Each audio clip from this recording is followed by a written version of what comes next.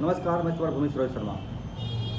ये एससीसीआई कम्युनिस्ट का दफ्तर है और जिस तरीके से भारत की सरकार चुनाव आयोग के माध्यम से लोगों का मताधिकार को छीनने का प्रयत्न कर रही है और मात्र एक महीने का वक्त देकर 25 जून से लेकर के 26 जुलाई तक का वक्त देकर वोट को सीमित करने का प्रयास किया है, ये अपने आप में एक बहुत बड़ा सवाल है। मताधिकार किसी भी भारतीय नागरिक का मौलिक कर्तव्य होता है, अधिकार होता है, कर्तव्य नहीं अधिकार होता है। और इस अधिकार को जब छीना जाता है तो लोकतंत्र का ढह जाना सुनिश्चित होता है। एससीसीआई कम्युनिस्ट इस संदर्भ में क्या सोचते हैं, चुनाव आयोग के इस निर्णय पर क्या विचार रखते हैं, इनसे हम सीधे बात कर रहे हैं। और हमारे साथ हैं एससीसीआई कम्युनिस्ट के सीसीएम केंद्रीय कमेटी मेंबर और बिहार राज्य कमेटी के सेक्रेटरी अरुण कुमार सिंह। सीधे उनसे हम बात करते हैं।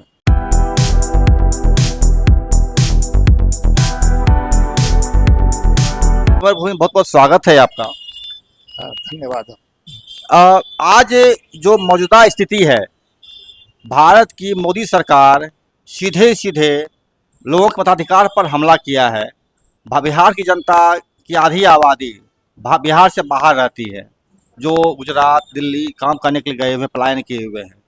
ऐसे में जो एक महीने का वक्त देकर चुनाव आयोग ने इस मताधिकार को सूची बनाने का प्रयत्न किया है, इस पर आप क्या सोचते हैं? आपकी पार्टी क्या सोचती है? देखिए, हम लोग तो जैसे ही इसकी जानकारी हम लोगों को मिली, एक तो इलेक्शन कमीशन का ये दायित्व बनता है कि जो भी राजनीतिक दल हैं, जो रजिस्टर्ड राजनीतिक दल हैं, उन सबों के साथ सबों को सूचना देना चाहिए था। जो उन्होंने मीटिंग बुलाई, उस मीटिंग में तो उन्होंने इस तरह का नहीं किया, लेकिन अखबारों से जानकारी मिली कि इस तरह की एक बैठक हुई है।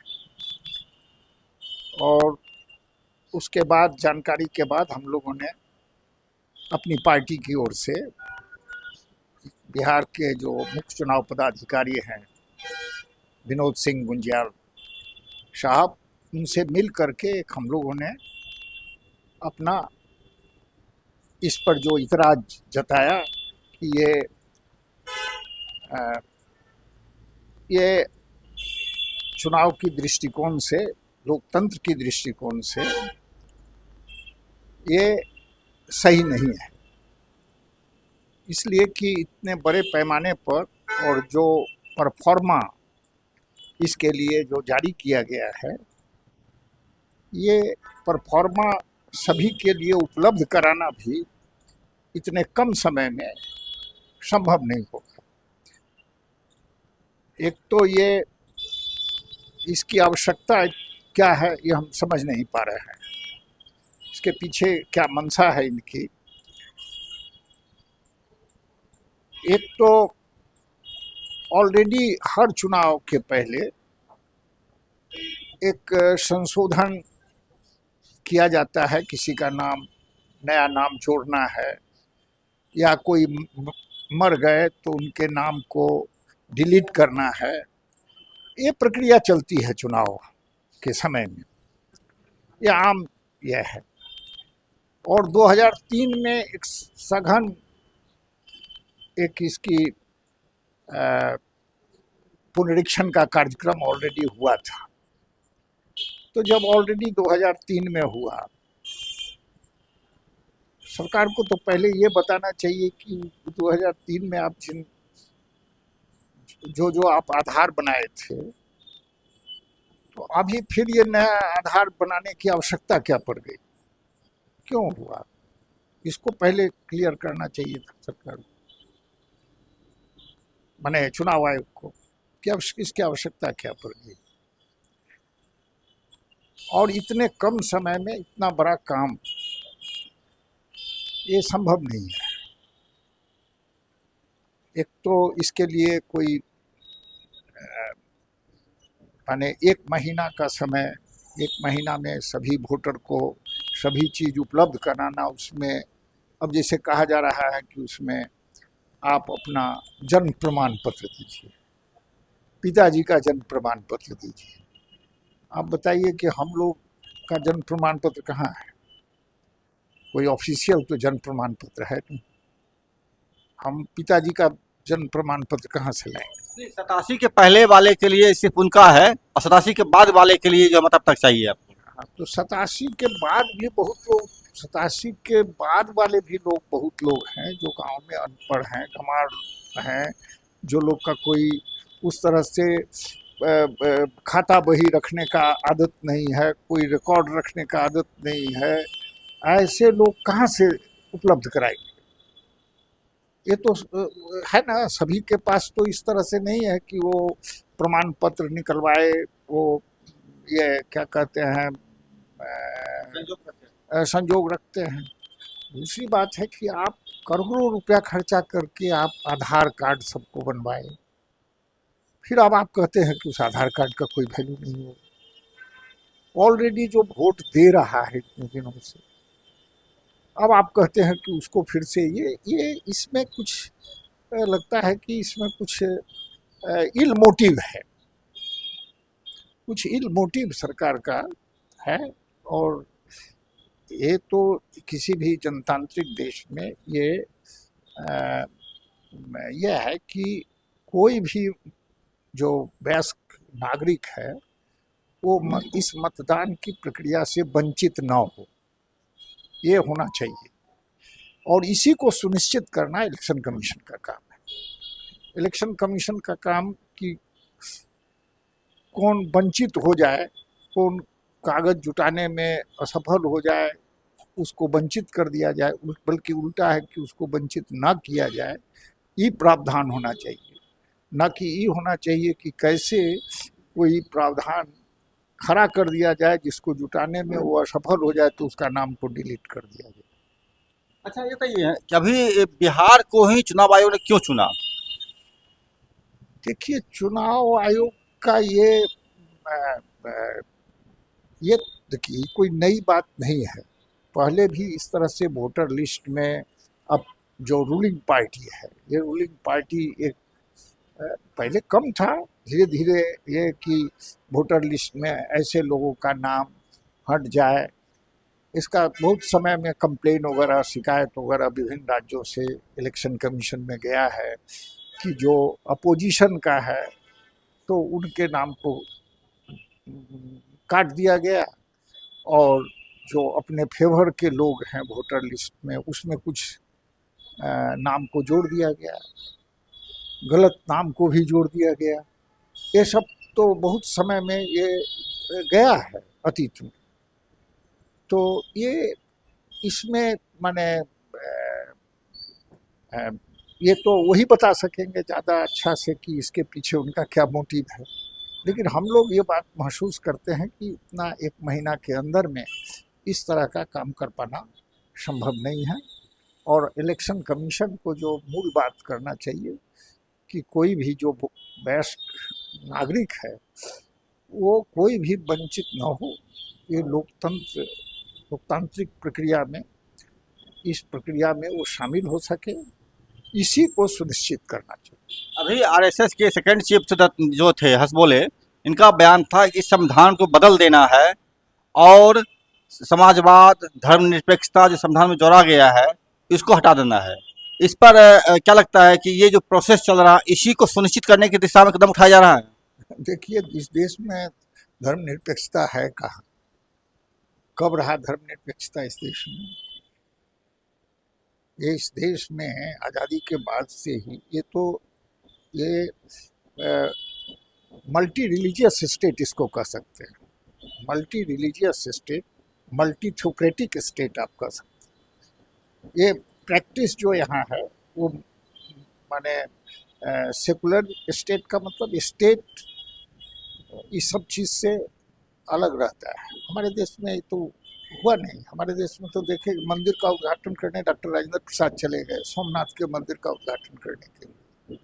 हमारे देश में तो ये परंपरा के रूप में अगर देखिएगा तो ये आज़ादी के बाद से ही ये इसका वायलेशन होते रहा है, और ये और ज़्यादा तेज़ी से कर रहा है। यही है। तो क्या दत्तात्रेय में हसबोले का जो ये बयान है, समाजवाद हटा दिया जाए चूंकि यहाँ पर नहीं है, धर्म व्यवस्था हटा दिया जाए जो कि यहाँ नहीं है, तो क्या ये आप सहमत उससे हैं? नहीं नहीं, ये इससे सहमति का क्या सवाल है। एक डेमोक्रेटिक कंट्री को सेकुलर स्टेट के ये चीज़ को एस्टेब्लिश करने की ज़रूरत है। सेकुलरिज्म को एस्टेब्लिश करना और सेकुलरिज्म को प्रैक्टिस करना ये स्टेट का काम है। स्टेट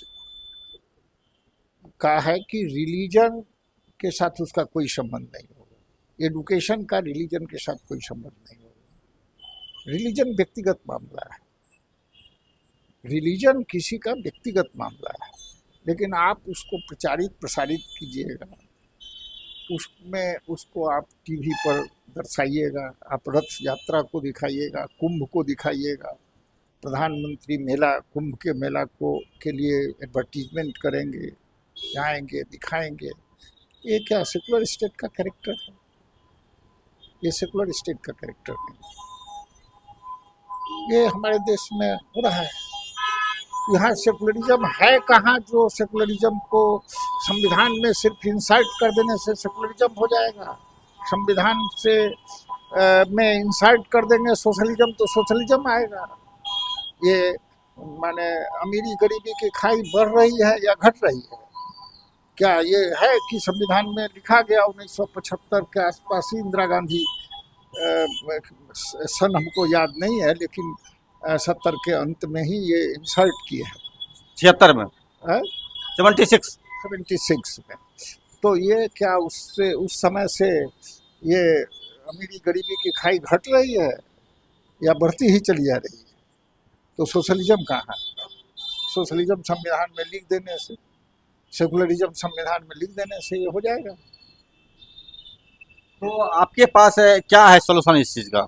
सॉल्यूशन है कि एक डेमोक्रेटिक कंट्री को जो मानना चाहिए वो स्टेट की वो रिस्पॉन्सिबिलिटी है, वो प्रैक्टिस करना चाहिए।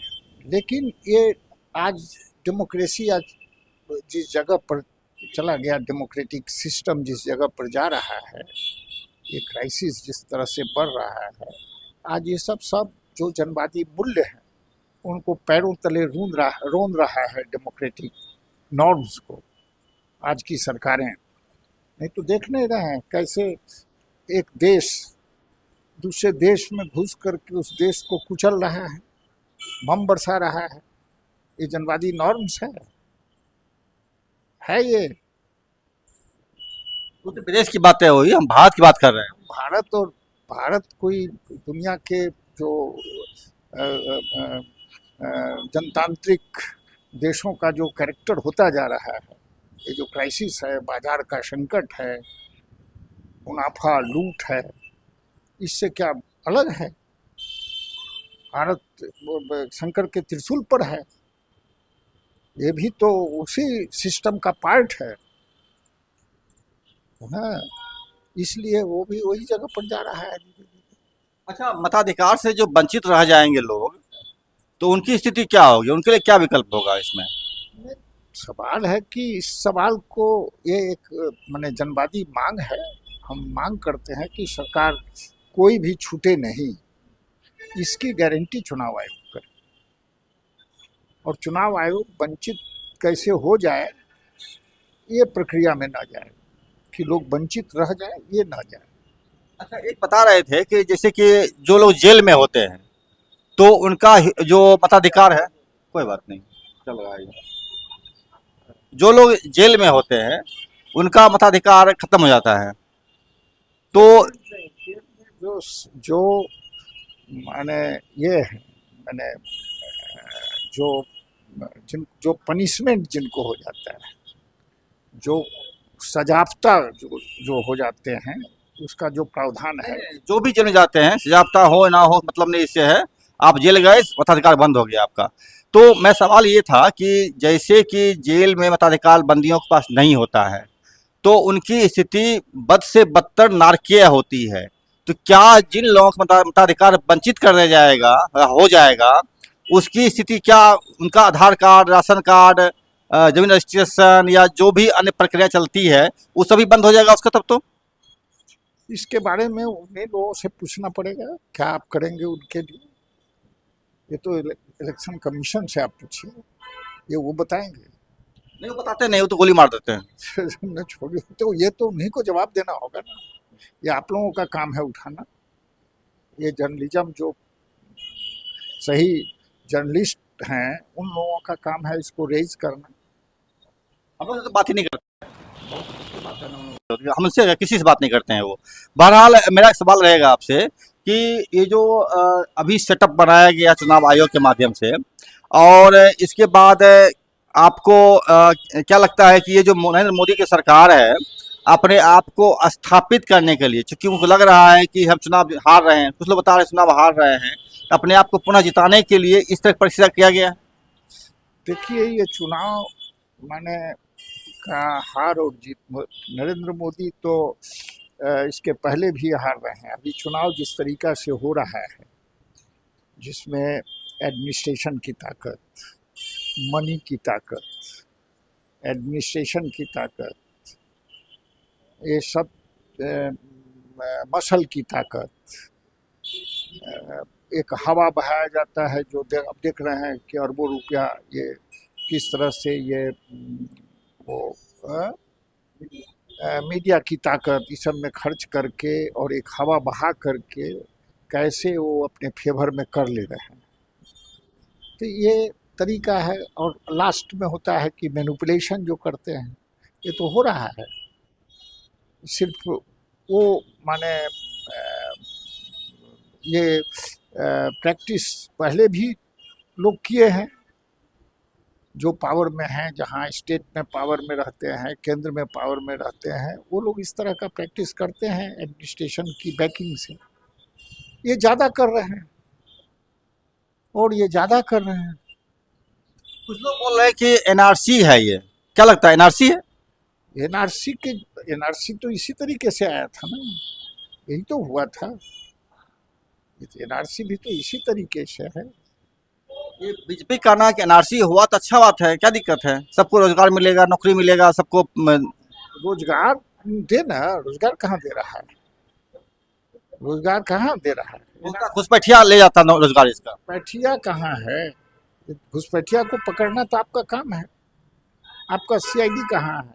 आपका बॉर्डर सिक्योरिटी कहाँ है? आपका सीआईडी कहाँ है? आपका तंत्र कहाँ है? ये तंत्र की रिस्पॉन्सिबिलिटी है। हमारे देश के अंदर में ये जो बॉर्डर के सिक्योरिटी के लिए जो अरबों अरब रुपया खर्च हो रहा है, ये किस, तो उसका ना काम है, उसको ना वो ना रिस्पॉन्सिबल है, उसको ना आप पकड़िए। उसको आप क्या पनिशमेंट दे रहे हैं? कैसे घुस जा रहा है? ये तो आपका माने उसको वो रिस्पॉन्सिबिलिटी पालन नहीं कर रहा है तो उसको आप दंडित क्यों नहीं कर रहे हैं? कहना इनका है, बीजेपी कहना है कि उसको भगाने के लिए ही ये प्रक्रिया शुरू किया गया एनआरसी का या मताधिकार वाला। आप ये भगाने की आड़ में आप जो वास्तविक लोग हैं उनको परेशान कीजिए। अगर वो कह रहे हैं तो ये उसकी आड़ में लोगों को परेशान करेंगे, आम मतदाता को परेशान करेंगे। ये एक सवाल आपने अच्छा उठाया कि इसके आड़ में आम मतदाता को, आम लोगों को परेशान किया जा रहा है। मेरा एक अंतिम सवाल रहेगा आपसे। नरेंद्र मोदी का एक बहुत स्टेटमेंट आया था, उन्होंने कहा था कि कम्युनिस्ट बहुत खतरनाक थाउट है, इस पर आप क्या कहेंगे? देखिए उनके लिए तो कम्युनिज्म तो आज से नहीं, कम्युनिस्ट घोषणा पत्र में ही है। मार्क्स जो और एंगल्स जो कम्युनिस्ट घोषणा पत्र है उसमें उन्होंने कहा था कि उनका इसका भूत उनको खदेड़ रहा है। तो भले ही वो खूब जश्न मनाए कि जब सोवियत यूनियन में प्रतिक्रांति हो गई, चीन में प्रतिक्रांति हो गई, तो जश्न तो खूब मनाए। पूर्वी यूरोप मैंने कम्युनिस्ट खेमा समाप्त हो गया, वो जश्न खूब मनाए, लेकिन ये भूत तो उनको खदेड़ रहा है। इसलिए कि वो तो संकट का समाधान नहीं कर पा रहे हैं, संकट तो बढ़ रहा है। वो तो कहे थे कि युद्ध खत्म हो जाएगी दुनिया में, तो युद्ध तो बढ़ते जा रहा है। वो तो कहे थे एक ध्रुवीय दुनिया अब हो जाएगी, लोग शांति से जिएंगे, अमन चैन होगा, तरक्की होगी, विकास होगा, नौकरी खत्म होगी, भूख खत्म होगा। लेकिन आज तो फिर ये लड़ाई में आ रहे हैं, क्षमाबंदी हो रही है। ये तो फिर से बाजार पर कब्जा करने के लिए उनके बीच में बम और गोले चल रहे हैं।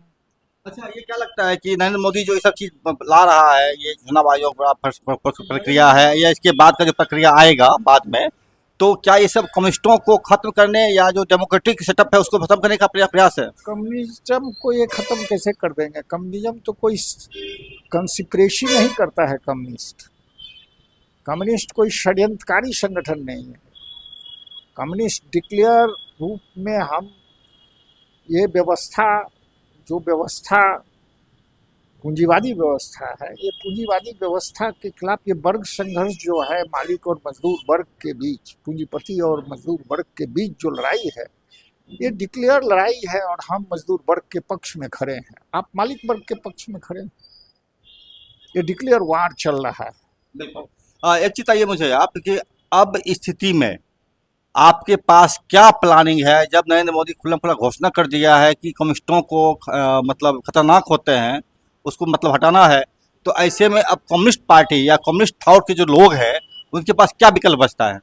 विकल्प जनता की चेतना, जनता की सोच ये फैसला करेगी कि जनता किसके तरफ है। नरेंद्र मोदी जनता के को कुचल देंगे या जनता अपनी हिफाजत संगठित होकर के कर पाएगी, ये फैसला तो जनता, ये तो फैसला इतिहास बताएगा। नरेंद्र मोदी खत्म कर देंगे कम्युनिज्म को या वो खत्म हो जाएंगे, ये फैसला तो इतिहास बताएगा, अब भविष्य बताएगा। जनता के लिए आपका मैसेज क्या है मौजूदा दौर? जनता के लिए यही मैसेज है कि जनता को ये इस सवाल पर आवाज़ अपनी बुलंद करनी चाहिए और वो जो जनता को जो संघर्ष है अपने हक हकूक़ के लिए, और ये चुनाव के अंदर में भी जो प्रतिक्रियाशील शक्ति हैं, दो वर्ग है। एक वर्ग है जिस वर्ग के पार्टी जो उस वर्ग की पार्टी है जो दमन पीड़न की सहयोगी जो शक्ति है उनको परास्त करे, और संघर्ष की शक्ति उसको इस चुनाव के जरिए भी वैसे शक्तियों को लाने का प्रयास करे। जो एक सवाल मैंने पवन खेरा से पूछा था जब वो पटना आए थे, पवन खेरा, वही सवाल मैं आपसे पूछना चाहूँगा कि ऐसी ही स्थिति या बल्कि इससे ऐसी स्थिति बांग्लादेश में हुआ था जहां पर कि विपक्षी पार्टियों ने चुनाव का बायकॉट किया था, तो क्या वामपंथी संगठनों के पास ये चुनाव बायकॉट का नारा बुलंद करेगी इस चुनाव के लिए? देखिए, चुनाव का बायकॉट ये जो है वो तो जनता जब बायकॉट करने की स्थिति में आएगी तब तो। बायकॉट ऐसे ही करने से क्या होगा? जनता जब समझ जाएगी कि ये लोग सब नकारा हैं, जिस दिन समझ जाएगी। अभी जनता ये बात तो समझ नहीं रही है। जनता को तो समझ में आता है कि चुनाव में हम ये खराब है तो इनके जगह पर इनको ले आओ, ये खराब है तो उनके जगह पर उनके ले आओ, कांग्रेस खराब है तो बीजेपी को ले आओ, उनके बहलावे फुसलावे में पड़ जाते हैं। तो जनता जिस दिन समझ जाएगी उस दिन जनता फैसला लेगी कि क्या करना। जनता तो कई बार चुनाव बहसा करती भी है, जैसे कि रोड नहीं है चुनाव बायकॉट करो, बिजली नहीं चुनाव बायकॉट करो। जनता फैसला ले लेगी। दुनिया में जहाँ सोशल चेंजेज हुए हैं, सोशल चेंजेज के जो नियम हैं वो नियम को वो लोग भी जानते हैं, और वो जो सामाजिक परिवर्तन की लड़ाई में हैं वो भी जानते हैं। वो जनता फैसला कर लेती है। तो पार्टी की भूमिका क्या होती है फिर इसमें? पार्टी की भूमिका होती है कि पार्टी उनको सजग करती है, सजग करना। तो आप जनता को कैसे सजग करेंगे इस सवाल पर? इस सवाल पर जनता को कैसे सजग करेंगे आप? सजग तो जनता को कर ही रहे हैं। जनता लड़ाई में के दरमियान देख लेती है कि कौन हमारे पक्ष में है, कौन हमारे खिलाफ में है। जब आप न्याय संगत सवाल उठाइएगा तब पता चल जाएगा। और जब वो पावर में जाते हैं तो पावर में जाकर के क्या करते हैं ये भी जनता देखती है। सब लोगों को देख रही है जनता। ये जितने पार्टी हैं ये पार्टी क्या कर रहे हैं ये बात नहीं है कि जनता देख भी रही है, जनता अभी फंस भी रही है। लेकिन वो जनता इसी क्रम में वो सजग होगी। अच्छा, अंतिम सवाल रहेगा मेरा ये आपसे, ये जो चुनाव आयोग का जो यह आदेश है, इसको क्या आप लोकतंत्र पर, जो मौजूदा लोकतंत्र है, इस पर हमला मानते हैं? ये माने लोकतांत्रिक जो हमारा हक है, ये हक में जो हमारा जो कोई वंचित ना रहे, ये चुनाव में जो ये मताधिकार का प्रयोग करने से वंचित ना रहे, उसमें निश्चित रूप से कुछ नुकसान होने का खतरा है। ये थे एसोसिएशन कम्युनिस्ट के